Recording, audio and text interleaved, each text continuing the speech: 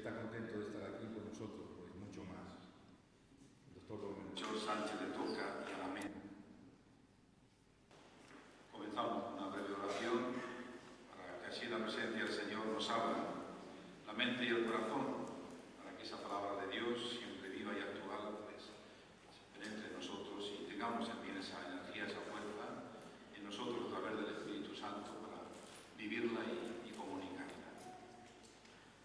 Que tu gracia, Señor, inspire, sostenga y acompañe este encuentro de esta tarde en torno a la palabra de Dios, para que nuestra vida, nuestro hacer, nuestro obrar brote siempre de ti como de su fuente y tienda siempre a ti como a su fin. Por Jesucristo nuestro Señor. Amén. Gloria al Padre, al Hijo y al Espíritu Santo.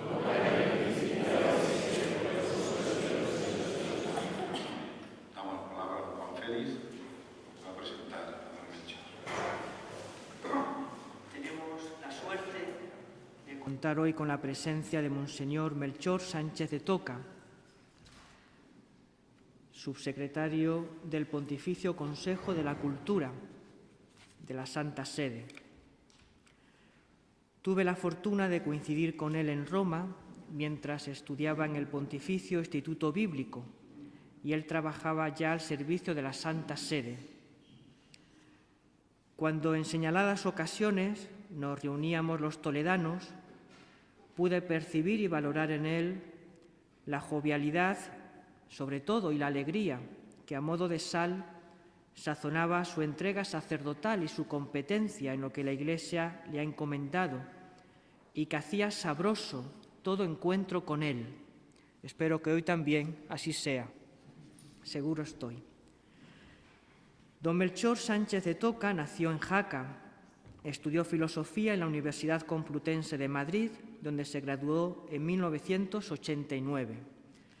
Posteriormente cursó estudios de teología en el Estudio Teológico San Ildefonso de Toledo y aquí, en la Catedral Primada, fue ordenado sacerdote en 1993 por el cardenal don Marcelo González Martín. Fue enviado a Roma para ampliar estudios en la Pontificia Universidad Gregoriana, donde obtuvo la licenciatura en Teología Bíblica en 1996. Posteriormente consiguió el doctorado en la misma universidad en el año 2006 con una tesis sobre el diálogo fe-cultura en el Concilio Vaticano II y su recepción en la Iglesia. Especializado en las implicaciones culturales y pastorales de la cultura científica, ha publicado diversos estudios acerca de historia y filosofía de la ciencia en su relación con la religión y la teología. Ha estudiado también el diálogo entre culturas, tanto en su aspecto bíblico-teológico como pastoral. Ha desempeñado su ministerio en la pastoral juvenil y universitaria como capellán de la Escuela Técnica Superior de Ingenieros de Camino de la Universidad Politécnica de Madrid y también como director de ejercicios espirituales. En 1998 pasó a prestar servicio en la Santa Sede en el Consejo Pontificio de la Cultura como encargado del área de lengua española y del diálogo ciencia-fe. En abril del año 2004, el Santo Padre lo nombró subsecretario del Consejo Pontificio de la Cultura.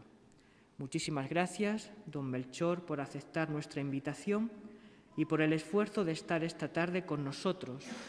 Ha llegado de Roma al mediodía, recién aterrizado. Estoy seguro de que aprenderemos y disfrutaremos mucho escuchándolo. Muchas gracias.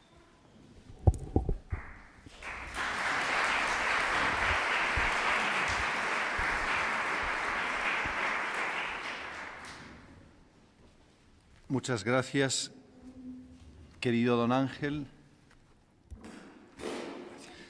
Querido don Ángel, por estas palabras de saludo. Querido don Juan Félix, compañero de fatigas romanas hace ya algunos años. Creo que una de las manifestaciones de la justicia divina es que en el mismo lugar donde uno pecó, sufre ahora su venganza. En esta sala muchas veces me he quedado yo dormido escuchando a conferenciantes y me toca ahora ocupar este lado de la tribuna, esperando no ser tedioso para el público. Vengo con mucho gusto a este seminario y a mi iglesia madre desde Roma, que preside en la comunión y la caridad a las demás iglesias, para hablar de la palabra de Dios. Nuestra palabra, nuestra pobre palabra, habla de la palabra de Dios. Y el tema que se me ha asignado, la palabra de Dios en la cultura de nuestra época, es una tarea tan gigantesca, tan desbordante, que uno corre el peligro serio de perderse en un océano infinito sin llegar nunca a la costa. Y aunque, como dice un poeta italiano, Leopardi, il naufragar mi è dolce in questo mare, porque es el mar de la palabra de Dios que asoma por un extremo del cielo y su órbita llega hasta el otro extremo, la palabra que hizo el cielo, que corre veloz. Conviene, sin embargo, a pesar de esto, restringir un poquito el campo. Y puesto que el tema es la Sagrada Escritura, el curso de perfeccionamiento y de formación para laicos, me limitaré a hablar de la Sagrada Escritura, que es la palabra de Dios en cuanto ha sido consignada por escrito bajo la acción del Espíritu Santo, en su relación con la cultura. Es decir, la Biblia y la cultura. La Biblia y la cultura que desarrollaré en una especie de tríptico con una mirada al pasado, una reflexión de tipo teológico acerca del fundamento de esta relación y, al final, mirando hacia el presente y al futuro, algunas consideraciones y propuestas pastorales. Antes de empezar el tema, quisiera tener presente en el auditorio a alguien especial. Es alguien que conocemos todos, porque vive con nosotros, en nuestra casa o en nuestro barrio. Me refiero a estos amigos nuestros no creyentes o poco creyentes o medio creyentes, personas que conservan una cierta vida de fe residual, sin práctica religiosa, que tienen poca familiaridad con los temas de la fe y menos aún con los de la Biblia, que conservan todavía retazos del catecismo infantil, de algunas historias que han oído, pero de una manera inconexa. No me refiero naturalmente aquí a el tipo de ateo obtuso, cerril, beligerante, anticlerical en el sentido más rancio de la palabra, sino personas que no creen y que las tenemos en nuestra misma familia. Son hijos, hermanos, cuñados, compañeros de trabajo. Quisiera, al hablarles a ustedes, tener presente también a estas personas, sobre todo en la última parte. Comencemos, por tanto, la exposición del tema y quisiera para ello partir de la exhortación apostólica sinodal Verbum Domini del Papa Benedicto XVI, que en el número 110 presenta la Biblia como el gran códice para las culturas. La Biblia, el gran códice de las culturas. Esta expresión, el gran códice, está tomada de un estudioso y crítico literario canadiense, Norton Fry, que escribió el año 81 un libro titulado precisamente El Gran Código, The Great Code, la Biblia y la literatura. En este libro, Fry sostiene que la Biblia ha plasmado de una manera determinante y única el arte y la literatura de Occidente. Y no solo la literatura y el arte, sino en general algo que llamamos con un término técnico el imaginario colectivo de Occidente, es decir, ese gran conjunto de símbolos, imágenes, temas y metáforas que conforman la cultura occidental. En su análisis, este crítico canadiense ha mostrado cómo la Biblia entendida como un libro, ha plasmado la literatura de Occidente. Ahora, nosotros sabemos que la Biblia no es un libro, en realidad es una biblioteca compuesta al menos por 73 libros, del Antiguo y del Nuevo Testamento, muchos de los cuales, a su vez, son composiciones de tratados y de libros que tienen en su interior los géneros más diversos. Pero indudablemente la Biblia ha sido leída por generaciones de creyentes, primero judíos y después, sobre todo, cristianos, como un único libro, que tiene un comienzo y un final. Esto es evidente sobre todo en la Biblia cristiana. La Biblia cristiana inicia con el Génesis, la creación en el tiempo, y culmina con el libro del Apocalipsis, la revelación, el fin del tiempo. Tiene un principio y un final. Este libro, leído por generaciones y generaciones, ha plasmado nuestra mentalidad. Especialmente lo que este autor llamaba la estructura en U que se encuentra a lo largo de toda la Escritura, que es el proceso de creación o elección, caída y redención o liberación, que empieza en el Génesis. Creación, decreación, el pecado, nueva creación, la promesa, el protoevangelio, la llamada de Abraham como comienzo de una historia que tiende hacia un fin. Una estructura que es evidentísima en el caso del libro de los Jueces. El pueblo comienza a apartarse de la alianza, es invadido por pueblos vecinos, sufre las racias y las incursiones de bandidos o de otros pueblos, grita al Señor, el Señor manda un juez y lo libera. Es el esquema del Éxodo y es la encarnación del Verbo y la redención del hombre. La Biblia, por lo tanto, ha sido durante siglos una gigantesca reserva de imágenes, de motivos literarios, de temas, de historias que han plasmado el modo que tenemos de concebir el tiempo. Pensemos lo que significa simplemente el concepto del tiempo. Para nosotros es una flecha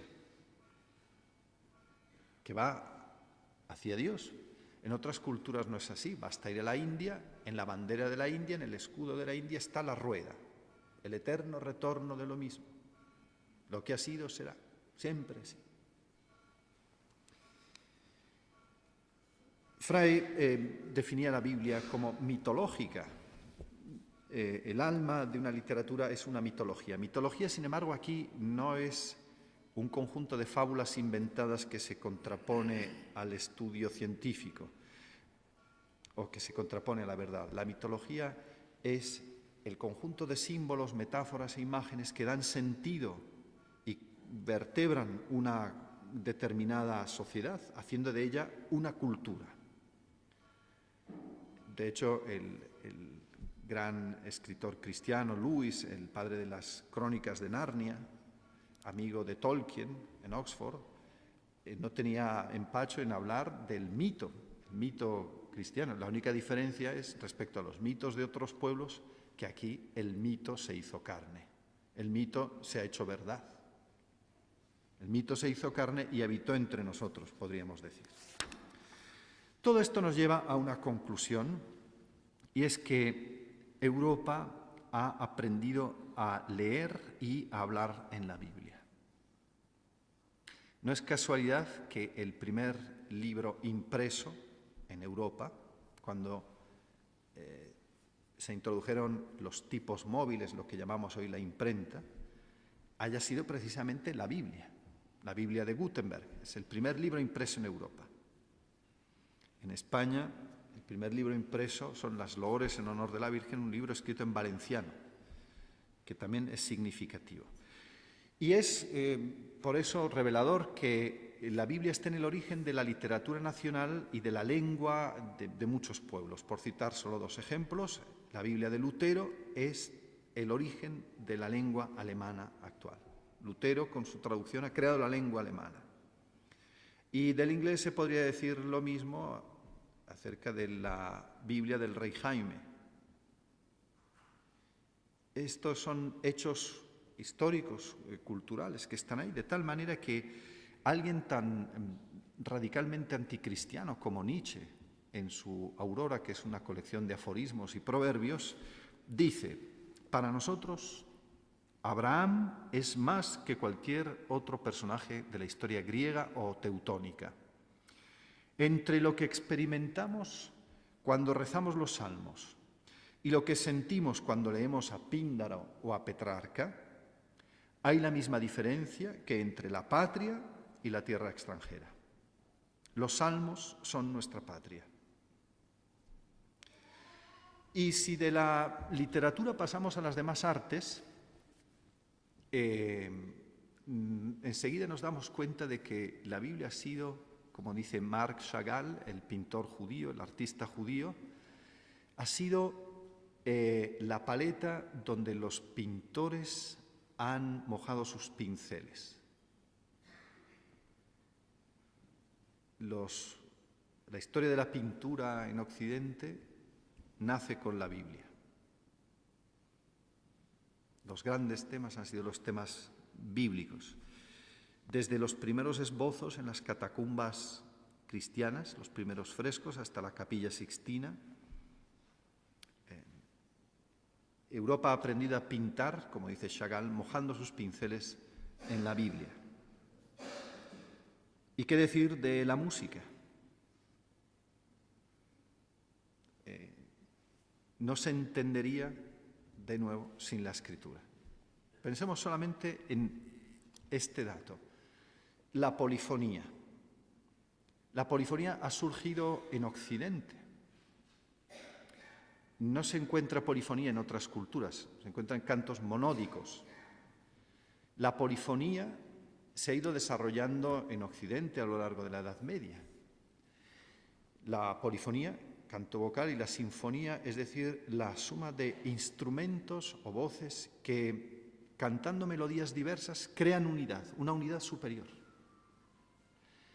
En el origen de esto está la idea de comunión, que tiene su fuente última en la Trinidad. La Trinidad, es decir, comunión de personas, una diversidad que es unidad al mismo tiempo. Por eso el modelo de organización de la sociedad es la comunión. La Iglesia es una comunión. No es una monarquía, no es una jerarquía, no es una democracia, es una comunión que tiene su fuente última en la Trinidad, que se nos ha revelado en la Escritura. Podríamos seguir aportando testimonios de otros ámbitos artísticos. Podríamos aportar aquí el testimonio de las obras sociales, nacidas al calor de la palabra de Dios, meditada y practicada, los hospitales, las escuelas, la misma institución universitaria que ha nacido ex corde ecclesiae, del corazón de la Iglesia.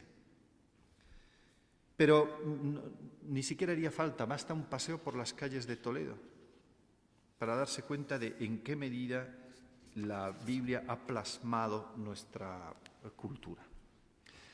La imagen de Frae, por lo tanto, la Biblia como el gran códice de Occidente, se revela en toda su fecundidad y toda su capacidad expresiva. La Biblia es códice, es decir, libro, el libro donde Occidente ha aprendido a leer, a pensar, a pintar, a cantar, a organizarse socialmente. Pero este término, en inglés y en latín codex, en inglés code, no se traduce solo como códice, se puede traducir también como código.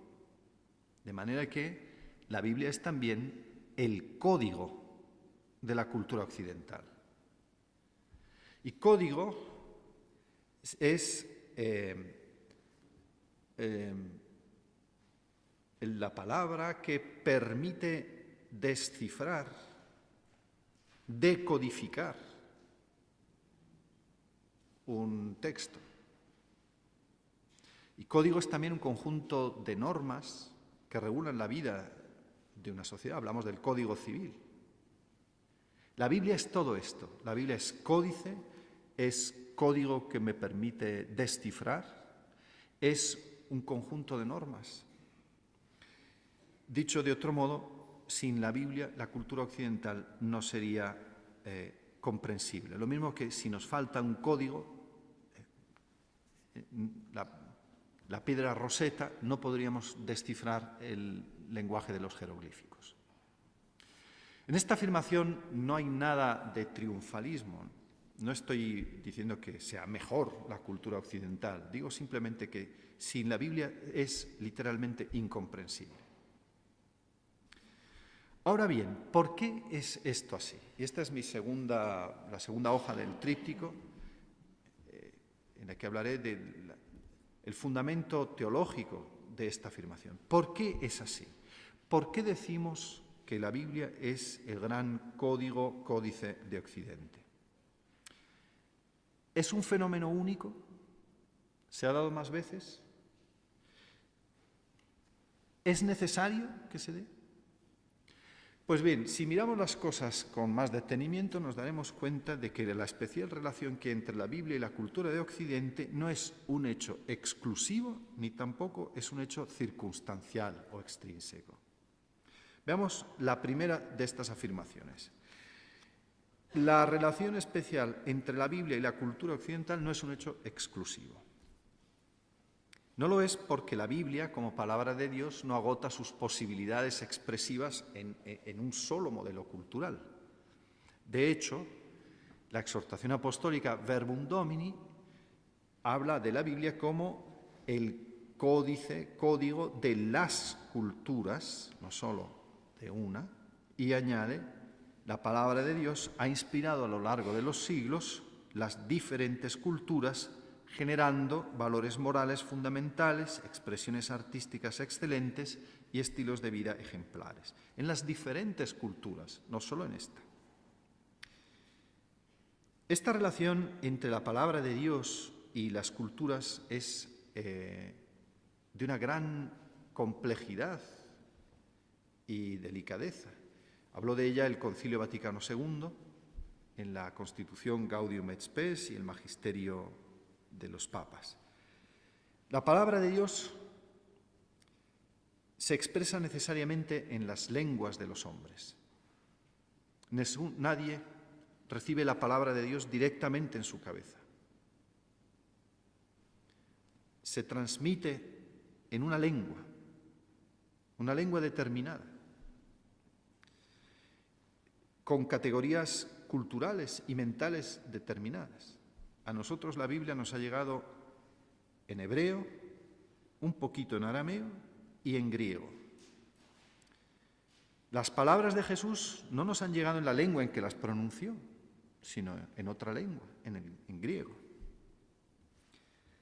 Sin embargo, al mismo tiempo, la palabra de Dios supera infinitamente todas las culturas, las transfigura para que pueda crearse una comunión auténtica entre pueblos diferentes en el seno del único pueblo de Dios. La Biblia, como palabra de Dios, necesita un soporte cultural y al mismo tiempo lo supera infinitamente. Esta dialéctica está presente siempre en la relación entre la palabra de Dios, el mensaje del Evangelio que la Iglesia predica, y la cultura de un pueblo determinado en un momento determinado del tiempo. Pero a lo largo de la historia hemos visto cristiandades diversas. Por ejemplo, pensemos el cristianismo etíope, separado de la gran corriente, digamos, de la cristiandad europea, occidental y oriental. Un cristianismo peculiar que nos ha dejado testimonios artísticos de una gran belleza en África, en el corazón de África, en la cuna de la humanidad. Un cristianismo peculiar con muchos elementos judíos, porque practican la circuncisión y observan el sábado, y sin embargo de una profunda devoción mariana y una fe cristológica, con todas las imperfecciones que tiene. Podríamos pensar en la gran cristiandad de lengua siríaca, que es en el fondo la lengua aramea, la misma lengua de Jesús. Estas iglesias que quedaron desgajadas del tronco de la iglesia una cuando se separaron por las disputas acerca de las dos naturalezas en Cristo, han sido iglesias de una enorme vitalidad. Los misioneros de estas iglesias, que llamamos nestorianas o de lengua siríaca, llegaron hasta la China, siglos antes de que los primeros misioneros occidentales atisbaran de lejos las costas de la China. En el siglo VIII, en el siglo IX, misioneros persas de lengua siríaca llegaron hasta la China, evangelizaron la India. Crearon un espacio cultural de lengua siríaca en el que mantenían debates públicos con los sabios musulmanes. Tradujeron del griego al siríaco y del siríaco al árabe los grandes textos de la filosofía y de la cultura griega, que después aquí en Toledo del árabe se volvieron a traducir al latín. Ha sido una iglesia que ha dado lugar a místicos, apologetas, ha creado un canto peculiar, una producción riquísima, litúrgica, que ha sobrevivido hasta nuestros días. Son los cristianos perseguidos por el ISIS en Siria y en Irak, son cristianos de lengua siríaca, la lengua que hablaba Jesús, más o menos. ¿Quién sabe cuántas otras posibles formas de cristianismo habrían podido darse y se podrán dar a lo largo de la historia? Es cierto que en el encuentro con la cultura griega y latina, esta primera inculturación del Evangelio, reconocemos un designio singular y providencial de Dios que no podemos ignorar, pero tampoco podemos ignorar que la fecundidad de la palabra de Dios desborda estos límites. ¿Qué habría sucedido, por ejemplo, si no hubiera desaparecido la iglesia de la circuncisión? La iglesia de la circuncisión eran los cristianos judíos. Las primeras comunidades cristianas eran judías. Mantenían el culto sinagogal, seguían subiendo al templo a rezar, como lo atestiguan los Hechos de los Apóstoles. Se expresaban en hebreo o arameo, a veces también en griego. Celebraban la Pascua con sus propios ritos. Estos cristianos se fueron automarginando en los límites de la ortodoxia, los ebionitas, por ejemplo, y acabaron desapareciendo.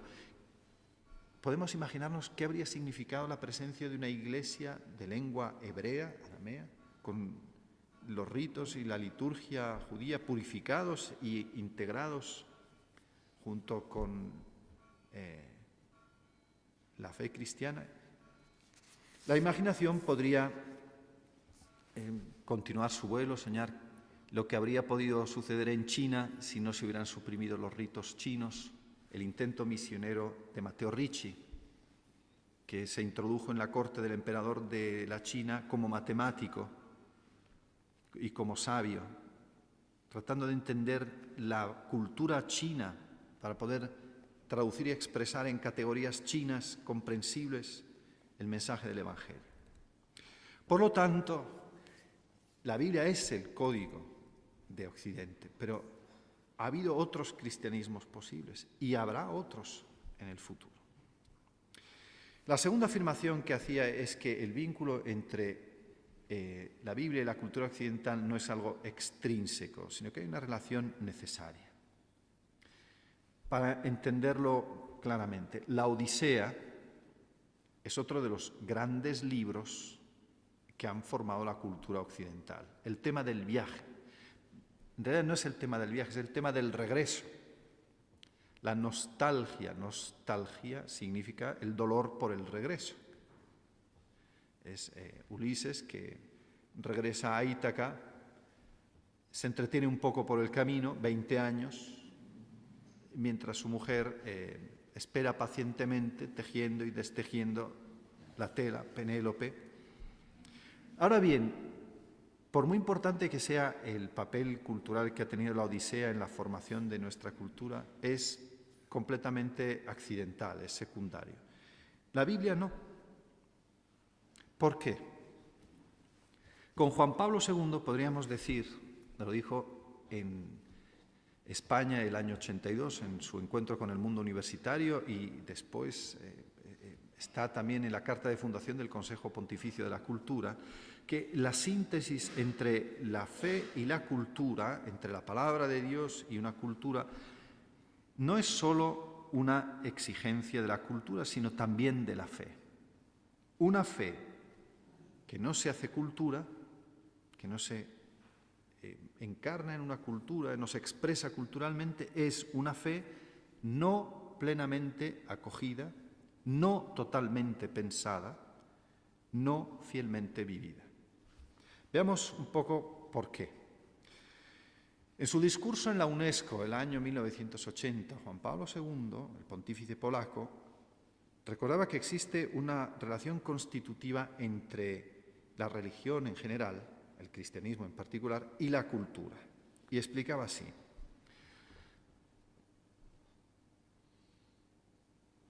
Existe un vínculo fundamental del Evangelio, es decir, el mensaje de Cristo y de la Iglesia, con el hombre en su humanidad misma. Existe un vínculo fundamental del Evangelio con el hombre en su humanidad misma. No en un aspecto secundario o marginal del hombre, sino en su humanidad misma. Este vínculo es creador de cultura en su fundamento mismo. ¿Por qué? Porque existe en el hombre una disposición a acoger la palabra de Dios. Esto en teología se llama la potencia obediencial, una aspiración, un deseo, una capacidad para acoger la gracia de Dios que lo purifica, lo eleva y lo potencia en sus capacidades naturales. Cuando la palabra de Dios toca al hombre y como espada de doble filo penetra hasta lo más íntimo del hombre, hasta las junturas y los tuétanos del hombre, lo purifica y al mismo tiempo lo eleva y lo potencia, lo libera de su ignorancia, de sus pasiones, de sus errores, abre el hombre a la contemplación de la verdad y de la belleza y por eso produce una revolución en el alma que se manifiesta después en la necesidad de expresar esta vida nueva con gestos, con signos, con símbolos. Uno que ha sido tocado profundamente por la palabra de Dios siente que debe expresarlo en su manera de vestir, en su manera de hablar, compone una canción, introduce en su vida algo que expresa lo que ha acontecido en el encuentro con la palabra de Dios. Esto es el origen del arte cristiano. Cuando en aquellas primeras comunidades cristianas uno abrió su corazón al Evangelio, se sintió interiormente transformado, sintió también que debía expresarlo de alguna manera e hizo un garabato en las paredes de la catacumba donde se reunían a celebrar la Eucaristía en las tumbas de los mártires. Esto que acontece en el corazón de la persona, del individuo, analógicamente se puede aplicar a una cultura, cuando la cultura se ve tocada por la palabra de Dios en su núcleo más íntimo. La cultura, recordaba Juan Pablo II, tiene en sí misma la posibilidad de acoger la revelación divina. También las culturas de los hombres están como a la espera de una revelación de algo grande, de algo que las libere, que las eleve. En medio de su propia depravación siguen esperando un liberador. Por eso la palabra de Dios toca la cultura, la purifica y la eleva. Los padres de la Iglesia se sirven muchas veces de una imagen tomada del profeta Amós, según la traducción de los 70, para explicar este proceso. El profeta Amós era del sur y el Señor lo mandó a predicar en el norte. Y como pasa en Italia y en muchos otros países, en el norte lo veían mal, porque decían que era del sur. En Italia esto se dice meridional. Meridional no es ningún cumplido, es casi un insulto. Y sobre todo porque había ido a denunciar la idolatría del reino del norte. Lo expulsan de mala manera y él se defiende diciendo: yo no soy profeta ni hijo de profetas, yo soy pastor boyero, pastor de bueyes, y cultivador de sicomoro. La Biblia griega dice sajador de sicomoro, o sea, cortador de sicomoros. Y esto es porque el sicomoro tiene un fruto muy parecido al higo que hay que sajar con una pequeña incisión antes de poderlo recoger, porque si no es insípido y no sabe a nada y es inútil. San Basilio comenta así esto y hace una aplicación espiritual. El sicómoro es un árbol que da fruto muy abundante, pero frutos que no tienen ningún sabor si antes, mediante una delicada incisión, no se les saca el jugo que los vuelve dulces al paladar. Por lo cual consideramos que este árbol se convierte en un símbolo de la congregación de los gentiles, de la muchedumbre de los gentiles, que crece ciertamente, pero se estropea por la vanidad de las costumbres de los gentiles. Pero si alguien pudiera sajar la congregación, muchedumbre de los gentiles, con el logos, entonces, conseguida la dulzura gracias a esta transformación, se vuelve buena y útil. San Basilio aplica esto a la cultura pagana de su tiempo. Dice que el logos, la palabra de Dios, tiene que hacer un corte para que deje salir esta secreción y se transforme interiormente.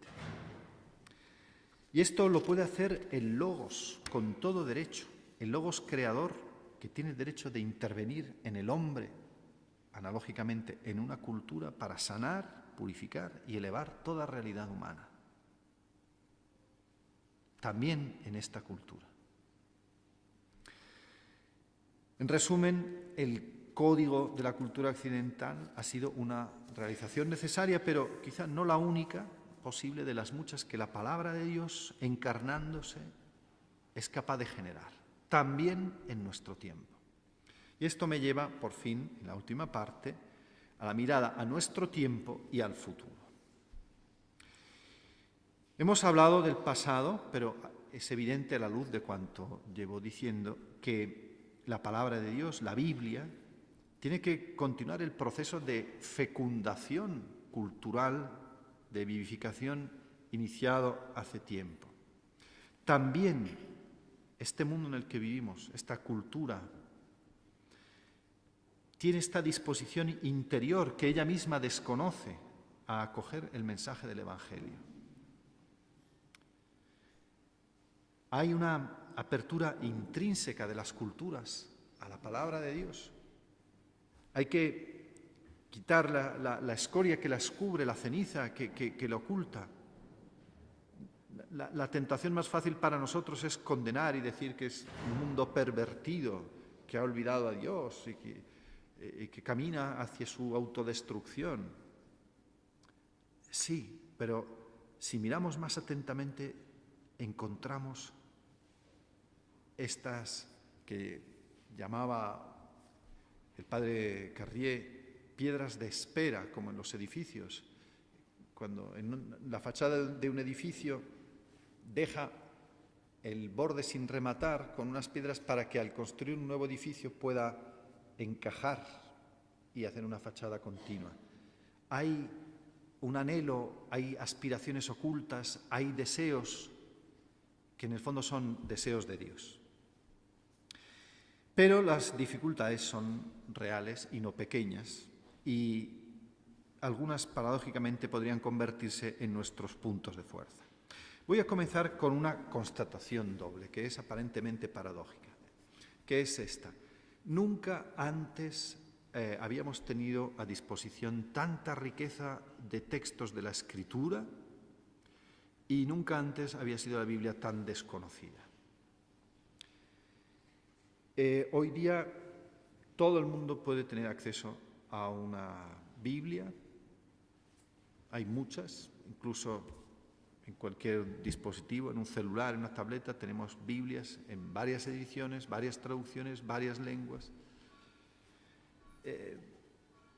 La riqueza de textos bíblicos que propone el leccionario litúrgico en la celebración de la misa, tanto en el ciclo ferial como en el ciclo dominical, es desbordante. Un amigo mío protestante me decía, ni siquiera nosotros tenemos tantos textos bíblicos a lo largo del año como en el leccionario católico.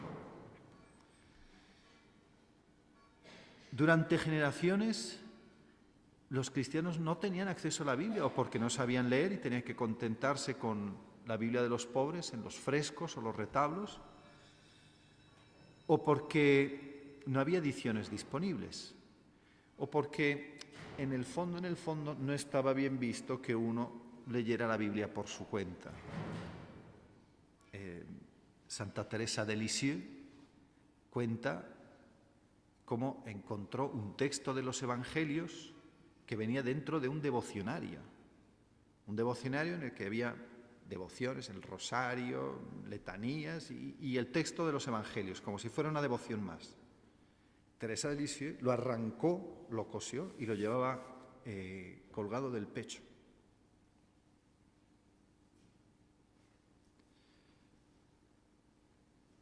Nunca ha habido tanta abundancia de textos de la Sagrada Escritura a nuestra disposición y creo que nunca se han conocido tampoco.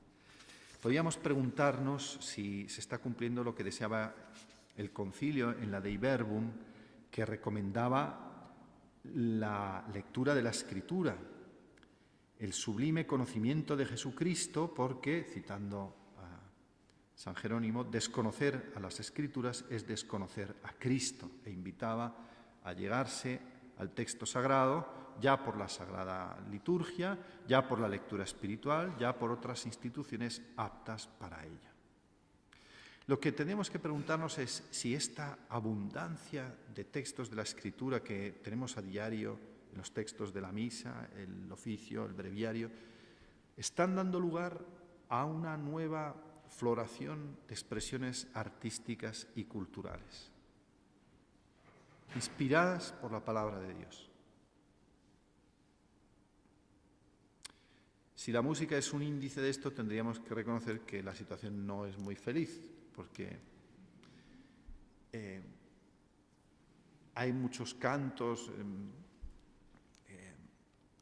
sobre cuya calidad ha estado discutiendo el Congreso de Música Sacra recientemente en Roma, pero acerca de cuyos textos deberíamos discutir. El texto de los cantos que cantamos en nuestras celebraciones, ¿de dónde viene? Está inspirado por la palabra de Dios, meditada, rumiada en la oración de la Iglesia. Hecha esta constatación, paso a otras consideraciones. He dicho que hay una superabundancia de disponibilidad de textos de la Escritura. Sin embargo, creo que habría que avanzar en la difusión de la Biblia, como dice Verbum Domini, también entre los agentes culturales, incluso en los ambientes secularizados y los no creyentes.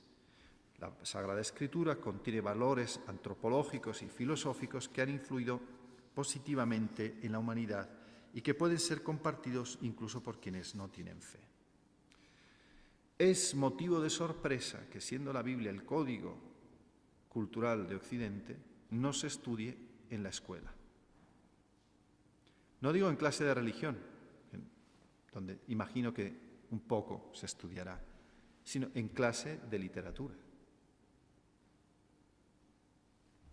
Estudiamos, bueno, no sé si se estudia, la Odisea, la Eneida, el Cantar del Cid. Con mayor razón habría que estudiar la Biblia. Es motivo de sorpresa. Sin embargo, no podemos hacernos ilusiones porque sabemos que, aunque haya una disponibilidad a acceder a estos textos, existe una dificultad en la lectura. Creo que la situación de nuestro tiempo no es distinta de la situación del tiempo de San Agustín. Y esta es mi propuesta, una metodología de lectura de la Biblia, especialmente para aquellos menos familiarizados. San Agustín, en su proceso gradual de acercamiento a Dios, se siente atraído por la Biblia. Solo que él, que estaba acostumbrado a la prosa limpísima de Cicerón, a los grandes autores latinos, al tomar en sus manos la Biblia, se encuentra con un texto que juzga bárbaro en su lenguaje y brutal en sus contenidos.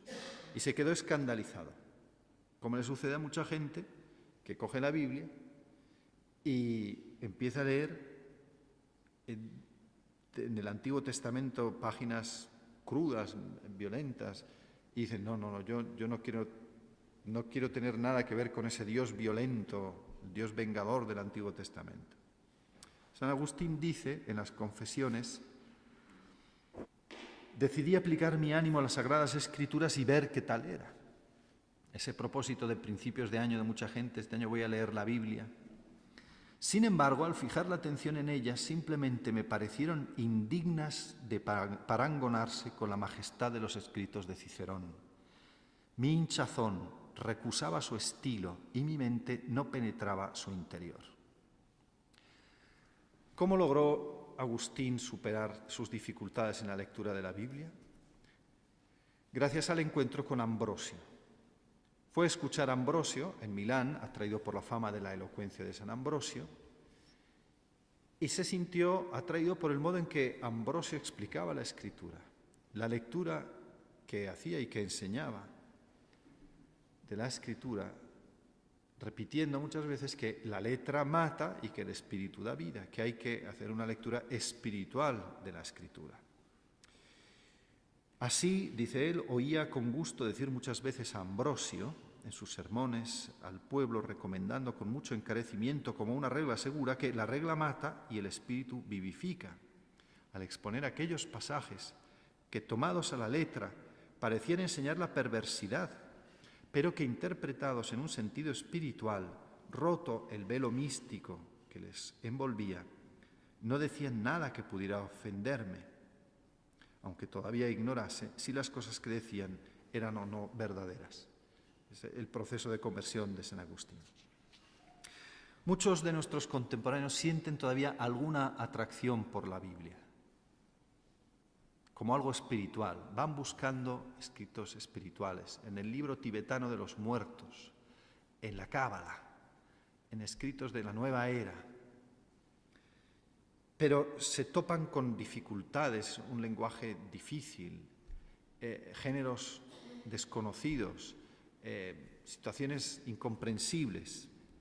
No saben cómo adentrarse en un bosque impenetrable que les resulta sobre todo el Antiguo Testamento y acaban abandonando su lectura.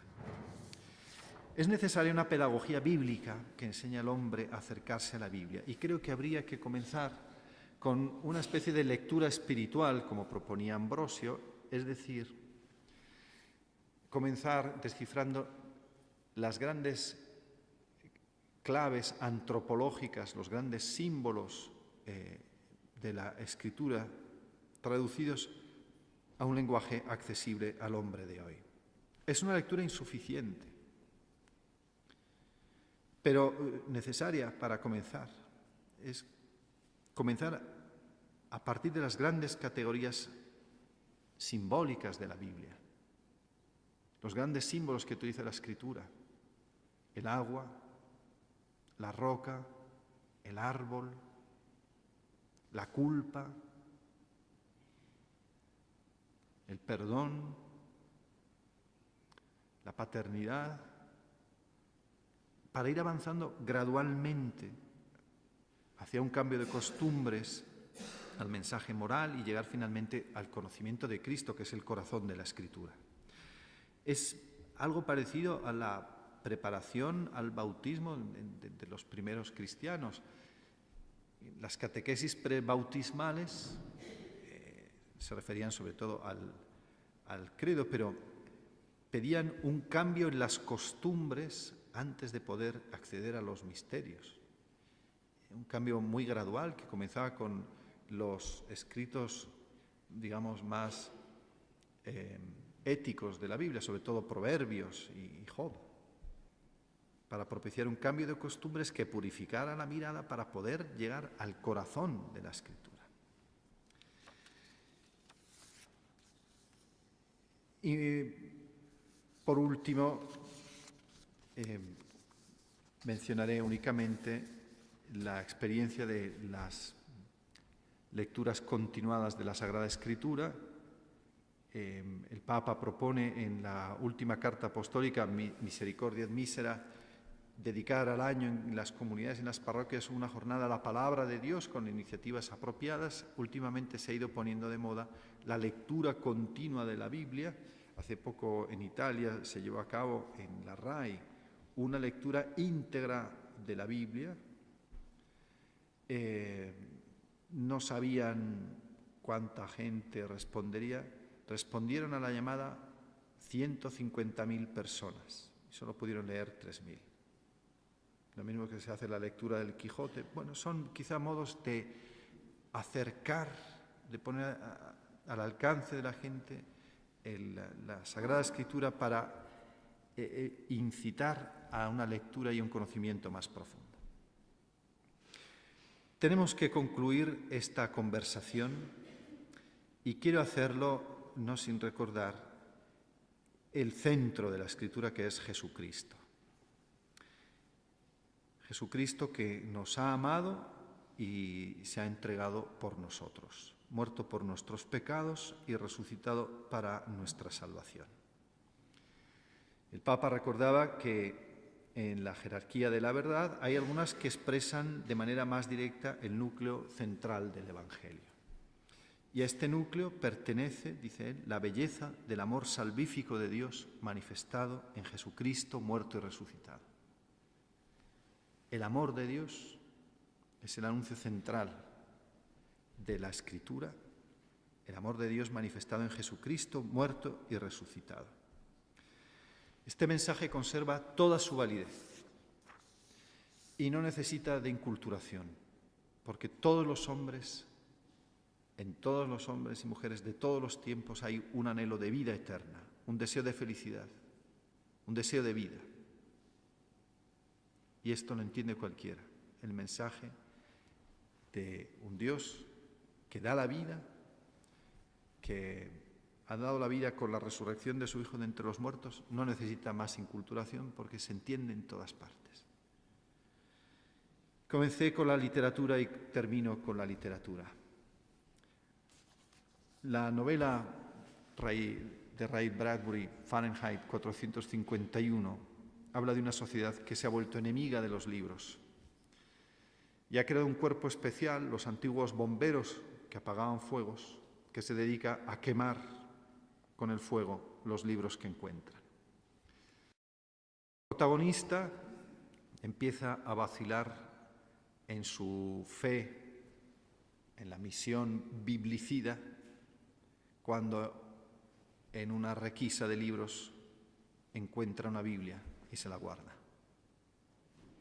El viejo profesor Faber le hace comprender por qué la Biblia, al igual que los grandes libros, es tan peligrosa. Y le dice, porque revela los poros de la cara de la vida. La gente cómoda quiere solo caras de luna llena, de cera, sin poros, sin pelos, inexpresivas. La fiesta que comenzamos a celebrar esta tarde, la Anunciación, que en griego es el Evangelismos, la fiesta de la buena noticia, es la fiesta de la encarnación de un Dios que se ha metido en los poros de la vida del hombre hasta hacerse uno de nosotros. La palabra se hizo carne y habitó entre nosotros. Muchas gracias.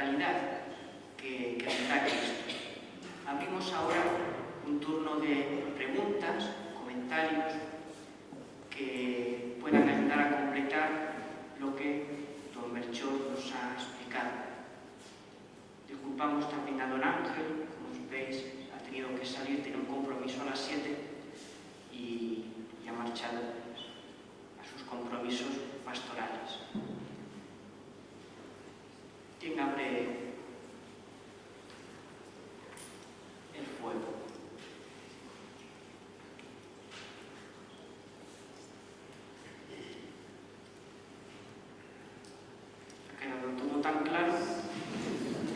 Yo quería decir que usted no se introduce, como ha dicho el Dorado, la Biblia dentro de la... Un momento, le van a acercar el micrófono y así ya escuchamos.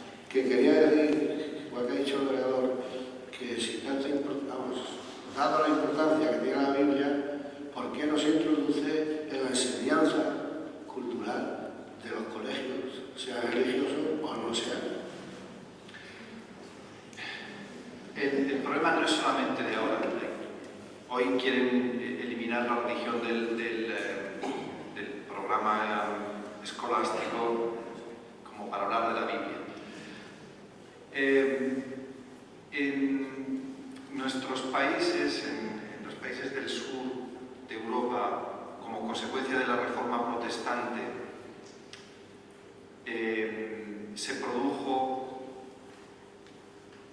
una especie de alejamiento de la Biblia. No estaban prohibidas las traducciones a las lenguas vernáculas, pero no se veía bien porque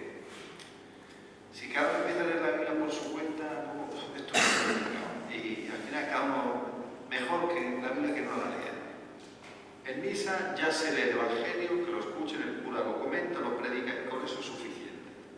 Hay un libro muy interesante, esto es más o menos el clima que se creó. Incluso partes de la Biblia que se leían con cierta sospecha, las cartas de San Pablo, vamos a lo seguro. Bueno, hay un libro muy interesante que es escrito por un personaje que se llama Jorge Blanco White, que es un español que se convirtió, apostado, se hizo protestante y recorrió el sur de España vendiendo Biblias. Y dejó sus recuerdos en este libro que se llama, en inglés, lo escribió The Bible in Spain, que es delicioso porque cuenta a un público inglés las reacciones de la gente sencilla del pueblo cuando iban por los pueblos de Andalucía vendiendo Biblias.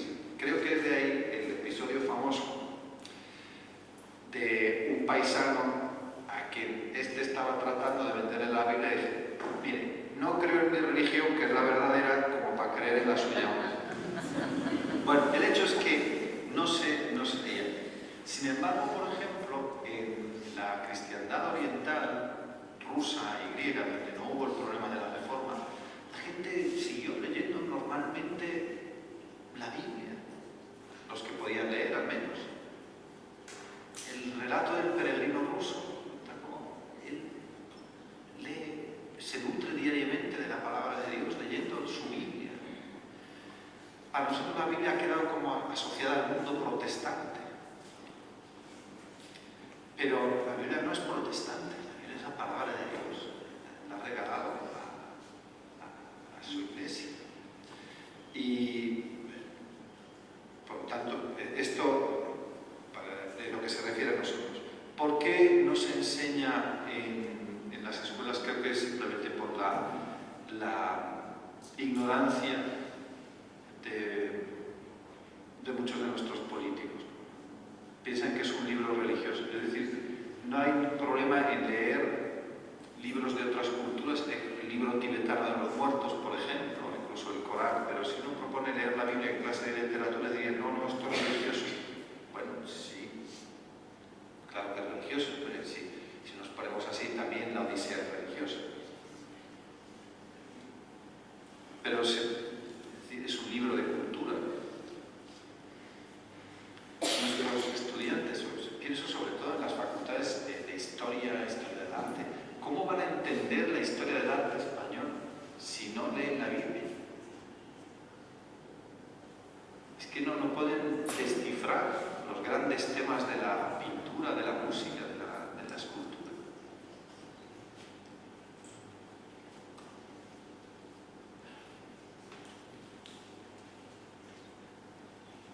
Gracias por su conferencia, la verdad que ha estado muy ilustrada, y yo quería hacer un comentario a raíz de las lecturas bíblicas.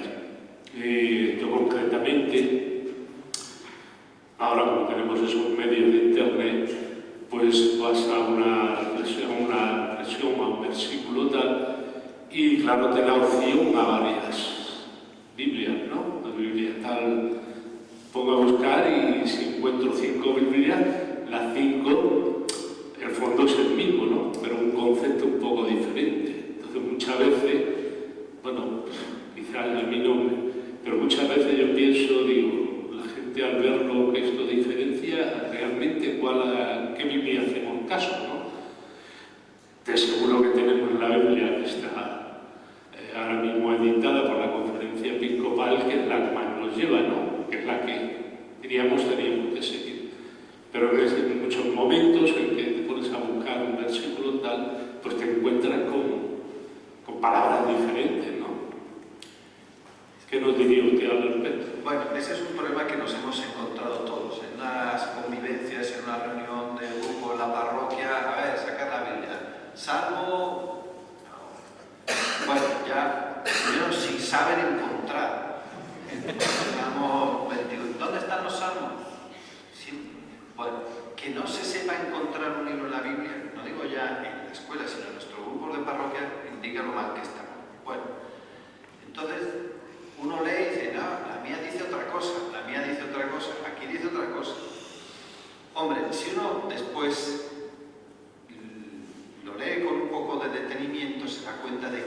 fondo dice lo mismo de manera diferente. Y encuentra una riqueza mayor en estas maneras de decirlo, porque en el fondo o leemos la Biblia en las lenguas originales o tenemos que recurrir por la fuerza a traducciones. No todas las traducciones tienen el mismo valor, ni científico ni literario.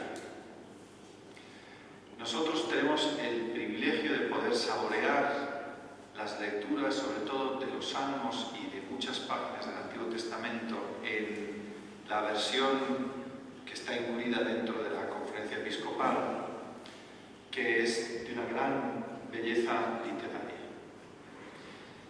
Pero este es un problema que lo ha habido siempre. Precisamente por eso el Papa Dámaso, que era de estas tierras, los madrileños dicen que era de Madrid, pero Madrid entonces no ni existía, debía de ser de por aquí, de la Sagra. Entonces, le encargó al cura, era obispo de Roma, Dámaso, después fue obispo de Roma, o sea, Papa.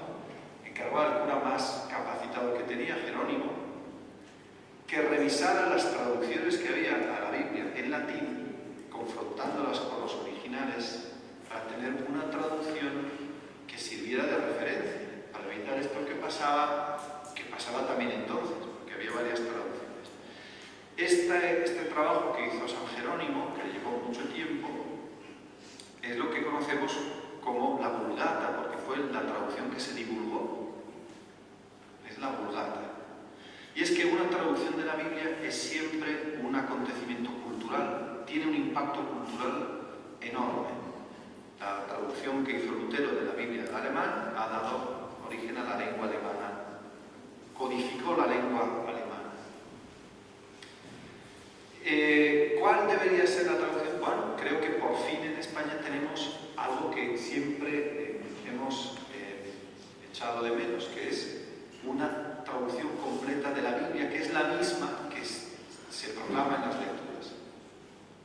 ¿Cuántas veces uno quería trabajar, por ejemplo, con el Evangelio de la misa de ese día, pero después en las Biblias que el texto era diferente? Seguramente es perfectible, pero es una buena referencia. Y luego Internet me permite tener no solamente 4 o 5 traducciones en español, sino también en inglés, en italiano, en francés, en portugués, puedo comparar. Es una riqueza muy grande.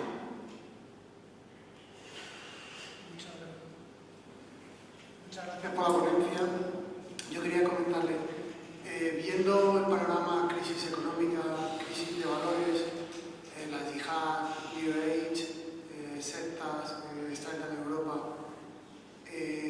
¿usted percibe que esas esferas del edificio van creciendo? Sí, no hay ninguna cultura tan corrompida, tan perversa, que no tenga algún elemento bueno y sobre todo que en su núcleo más íntimo no esté abierto a la palabra de Dios. Es difícil encontrarlo, pero lo hay siempre. El mundo en el que vivimos está lleno de estas contradicciones. Por una parte, por ejemplo, el otro día celebramos la Jornada Mundial de los discapacitados con síndrome de Down. Nunca antes las personas discapacitadas habían estado tan integradas en la sociedad. Y esto es bueno. Es muy bueno. Discapacidades físicas y discapacidades mentales. La esquizofrenia es que, por otro lado, se están matando a niños con síndrome de Down. De hecho, no nacen, porque los matan antes de nacer. Es la esquizofrenia de esta sociedad, pero ¿cómo no va a tener cosas buenas? Cosas muy buenas. Lo que pasa es que llena de contradicciones y de incoherencias y sobre todo sin los frenos morales que en otros tiempos la sociedad ponía para evitar que el pecado inundase todo.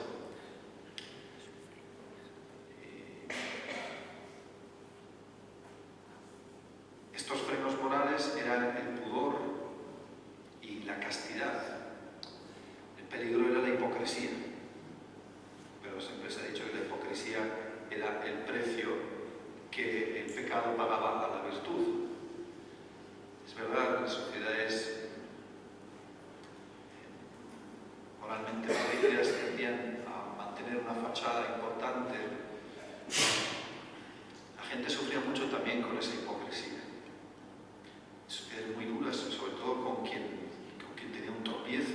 Pensamos lo que eran nuestros pueblos hasta hace muy poco tiempo, una chica que se quedaba embarazada sin estar casada. Terrible. De manera que no nos hagamos ilusiones pensando que antes todo era bueno y ahora todo es malo, porque no es verdad. Y sobre todo, aunque en el pasado el mundo hubiera sido mejor, ¿de qué nos sirve si el mundo en el que yo vivo y en el que Dios me llama a vivir y a transformar es este, no el de mis padres o mis abuelos?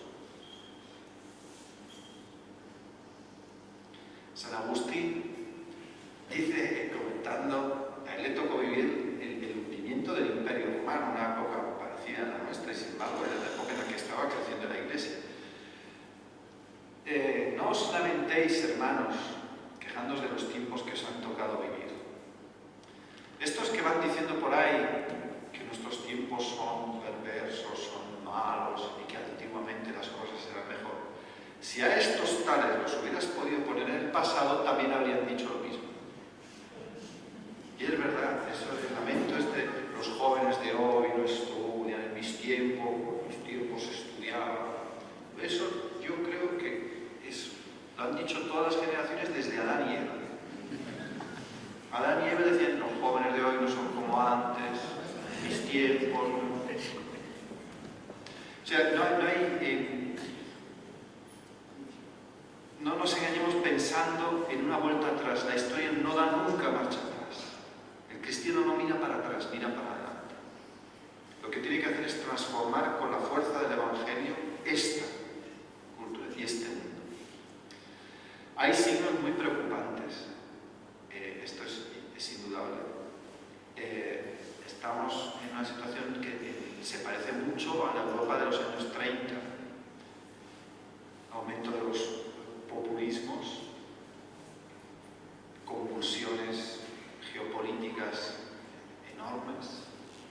Se parece mucho, pero hay que seguir haciendo el bien en este tiempo. El cardenal Poupart, con el que trabajé muchos años, repetía una frase del beato Ozanam. Ozanam es el fundador de las conferencias de San Vicente de Paúl, era catedrático en la Universidad de la Sorbona, catedrático de Historia de la Literatura. Y él acuñó esta especie de eslogan que es: hay que pasar a los bárbaros. Él decía, la Iglesia siempre pasa a los bárbaros. En lugar de llorar por la pérdida del hundimiento del Imperio Romano, ¿qué hizo? Pasó a los bárbaros. Los acogió, lentamente los educó, los evangelizó. Hoy la Iglesia tiene que pasar a los bárbaros. Esto, en lenguaje del Papa Francisco, es ir a las periferias, Iglesia en salida, pero es lo mismo. Hay que pasar a los bárbaros y dejar de soñar paz. Antiguamente, en mis tiempos,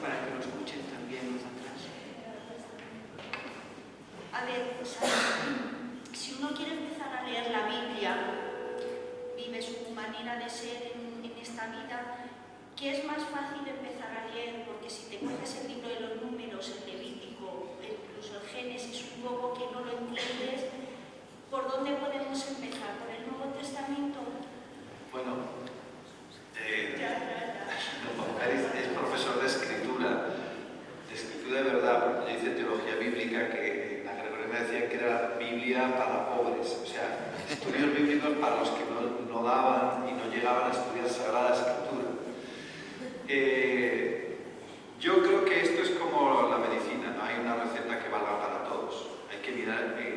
paciente en particular. Esto es lo primero. ¿Por dónde empezar a leer la Biblia? Bueno, habría que ver el paciente cómo está, qué preparación tiene, no solamente religiosa, sino también literaria. Porque ese es uno que no ha leído nunca un libro, claro, ponerse con la Biblia. Empiezan por el Génesis, el principio bien, pero llegan al capítulo 4, 5, las genealogías, y ahí ya se empantan. Y el Levítico, ni te cuento, el libro más aburrido de la Escritura. Sin embargo, Orígenes, que comentó ese libro, de él decía que Orígenes superó a todos, y comentando el libro del Levítico se superó a sí mismo, porque logró encontrar un sentido espiritual incluso al Levítico.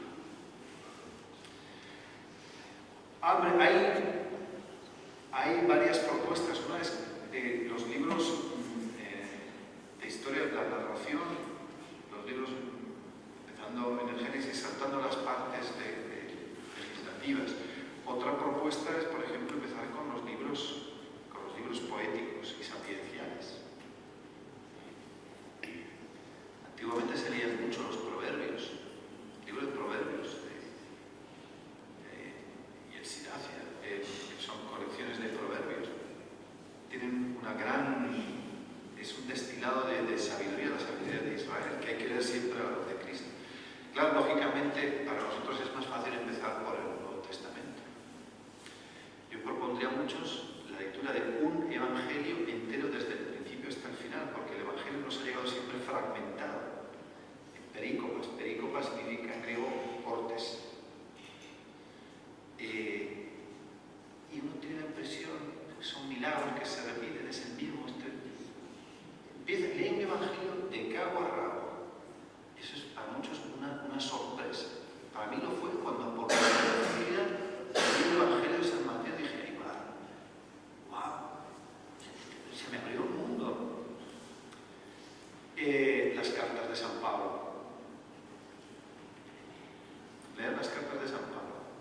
Para empezar, no empezaría por Romanos, porque bueno, las cartas a los Corintios, porque son preguntas y respuestas.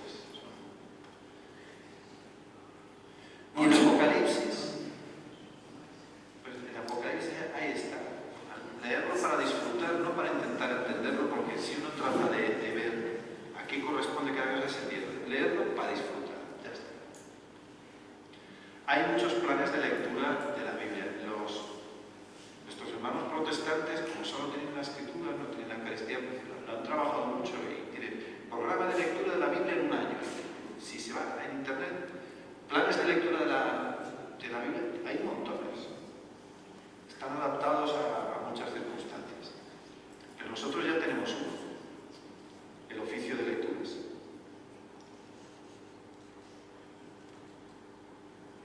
Uno toma el oficio de lecturas y completa las partes que no están en el oficio de lecturas. Ahí tienes un programa de lectura anual de la Biblia.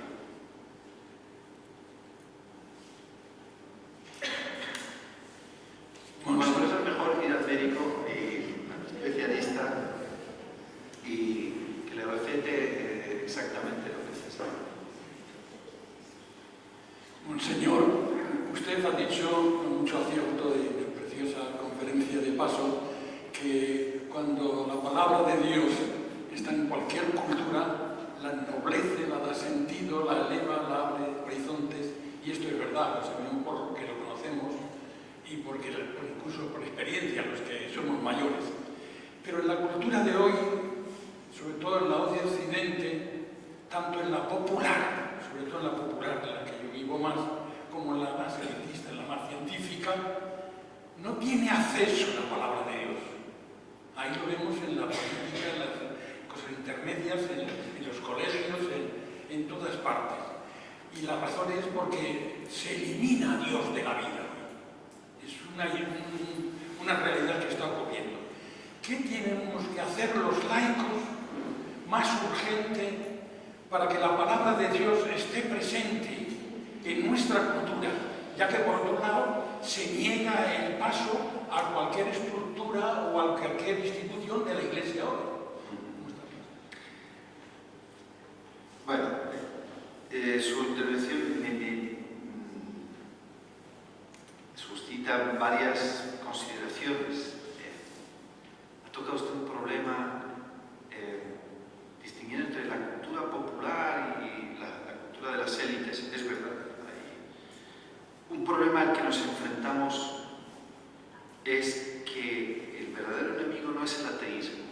Hay este ateísmo rancio de Podemos que quiere quitar la misa de la tele. Ese no es el problema.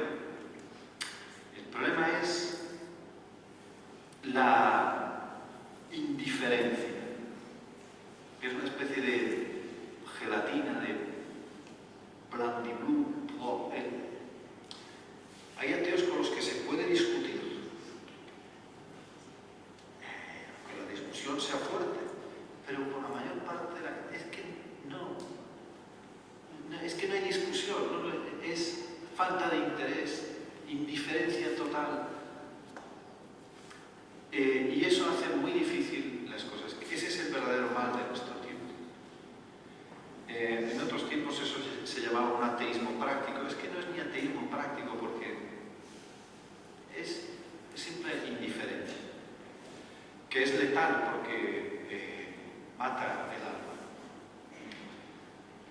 ¿Cómo abrirse un paso en estos ambientes laicos? Bueno, la segunda consideración es esta. Siempre se ha dicho que las vidas de los santos son al Evangelio lo que la obra interpretada por una orquesta es a la partitura. El Evangelio es la partitura. La orquesta que interpreta la partitura, que la ejecuta, la hace viva. Esto es el cristiano en medio del mundo con respecto al Evangelio. Si no nos leen, al menos nos ven. Vivimos en medio de ellos. Nuestra vida debería estar anunciando el Evangelio. Ahora, aún así,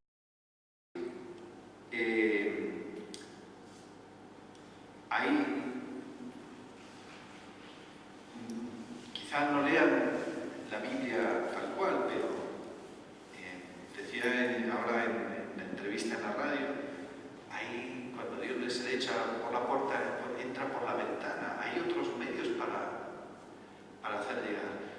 Por ejemplo, en las redes sociales, no digo que haya que mandar estas cosas piadosas que a veces saturan las redes sociales de grupos parroquiales que son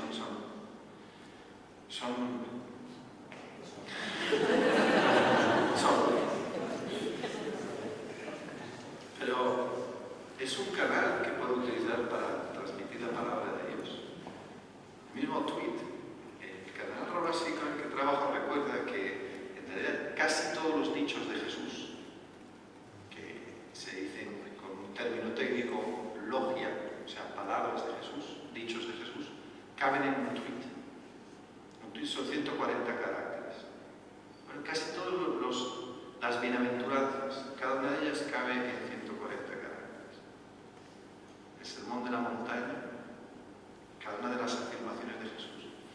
Recordaba ahora en la televisión una consideración que hacía el cardenal Rovasi, porque lo estuvimos contando.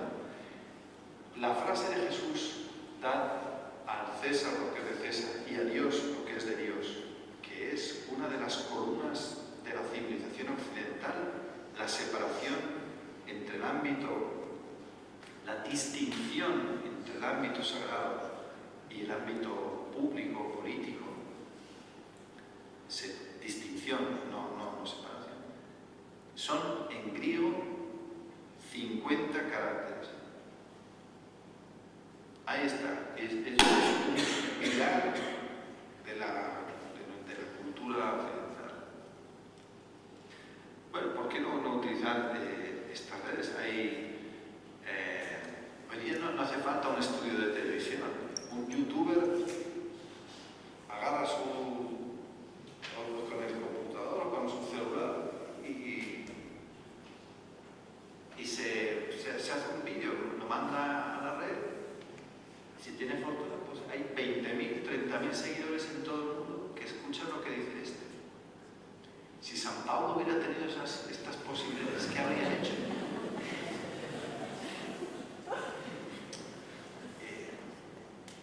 Quiero decir que hay muchas más posibilidades de las que creemos. Yo no tengo ninguna receta, no sé si las hay, pero hay muchísima creatividad. El Espíritu Santo sigue suscitando apóstoles y testigos y con una gran creatividad, una imaginación tremenda.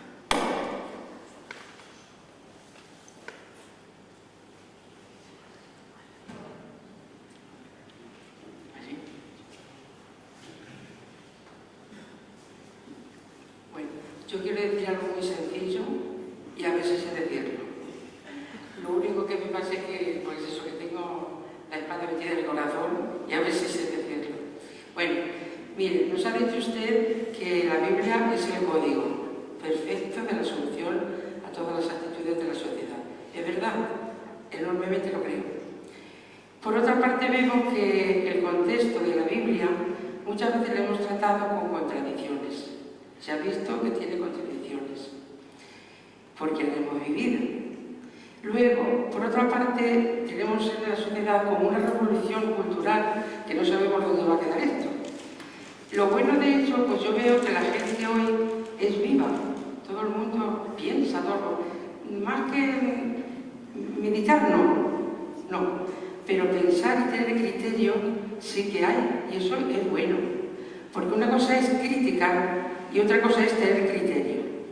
El criterio es muy bueno, porque hace que las cosas se revolucionen y en el fondo de mucha gente creo que hoy tenemos todos ansia por un mundo mejor, cada uno a su manera. Es verdad que unos se equivocan, otros no. ¿Quién se equivoca y quién no? No, mira que no lo sabemos, solo Dios lo sabe. Lo que está mal sí lo sabemos todos. Entonces, más que nunca, ahora tenemos una gran oportunidad de dar ese código que tanto necesitamos todos. Estamos perdidos, pero es verdad, entre comillas, perdidos. Pero es verdad que ese código es más necesario que nunca y que tenemos un terreno para labrar muy revolucionado. Y por ahí, nada más. Bueno, más que una pregunta era un comentario, y es verdad.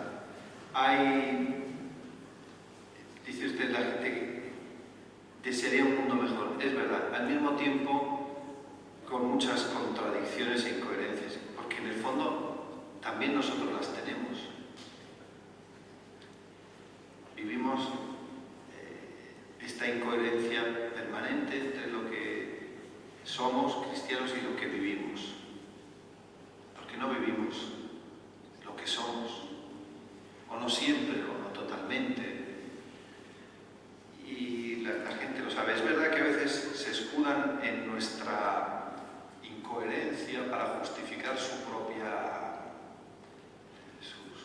conducta, ¿no? Dicen, si vosotros que sois cristianos y vais a misa y demás, vivís así, no vivís realmente lo que predicáis, yo tampoco. Pero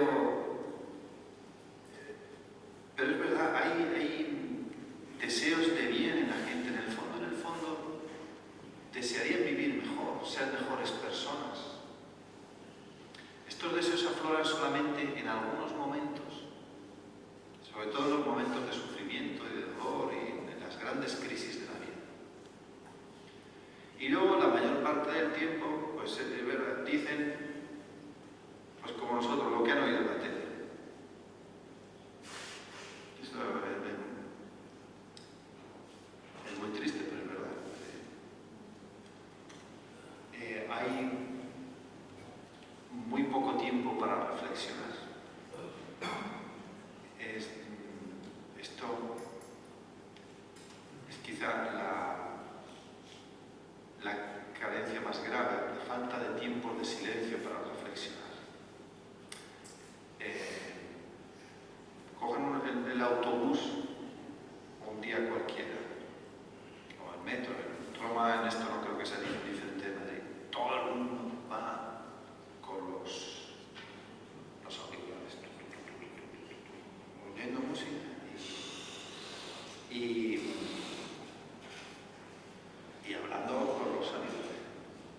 momento tenemos tiempo para estar a solas, para reflexionar y para pensar. Y digo esto porque yo también, yo me subo al autobús, me pongo para ir al Vaticano, me subo al autobús, me pongo los cascos, voy escuchando charlas y meditación, pero también voy conectado. Vamos todos. Y en el coche, y conduciendo. Y el que esté libre de pecado, que tiene la primera.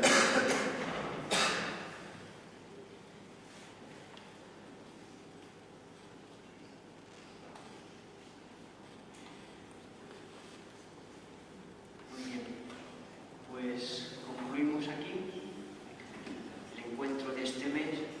Agradecemos de nuevo a Monseñor Pichón el que haya hecho el esfuerzo de venir desde Roma únicamente para estar con nosotros en esta tarde. Hombre, y para estar en Toledo.